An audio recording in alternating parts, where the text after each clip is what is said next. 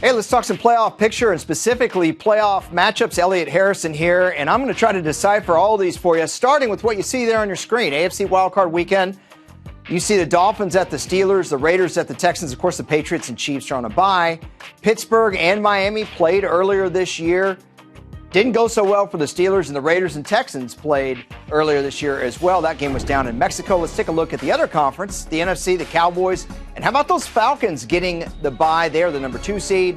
Detroit at Seattle. Detroit and Seattle played there in 2015. You might remember that game when Megatron fumbled. There was a little tap the ball to the end zone.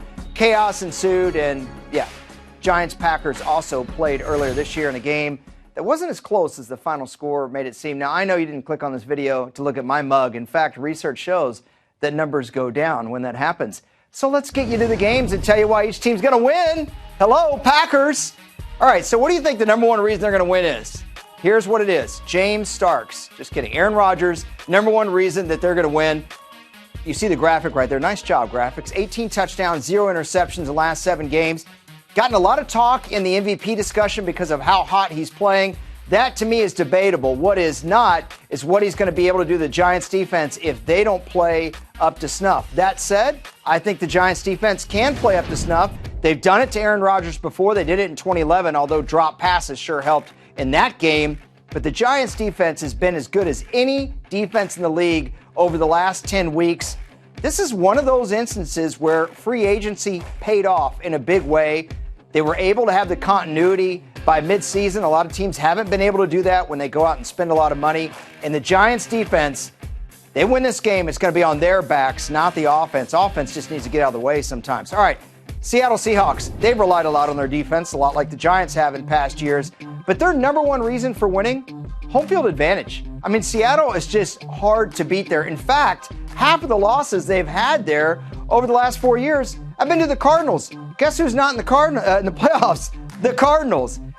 You know, I like Seattle in this game, not only because they're at home, but because of Russell Wilson. I do think they have an advantage. They are missing a key player. Even though they've been 7-1 at Century Field this year and all those great things, no Earl Thomas means that Detroit can win this game. And that's what we're saying is the number one reason the Lions can go in and beat Seattle. Let's put the home field thing aside. On a neutral field, could Detroit compete with Seattle? Absolutely they could. In fact, there have been plenty of times this year where the Lions have looked better than the Seahawks, and the Lions made a lot of big plays in the fourth quarter this year.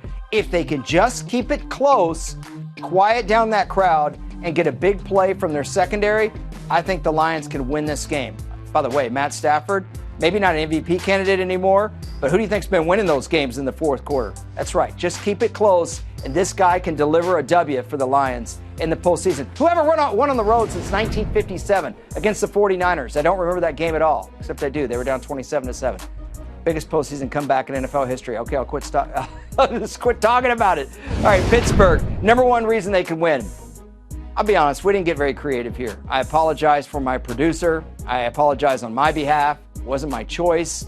Well, why get creative when it works? I mean, who's got a better big three than Ben Roethlisberger, Antonio Brown, and Le'Veon Bell? Le'Veon Bell's been the best back in the league over the back half of the season. However, Jay Ajayi has been a beast at certain points this year.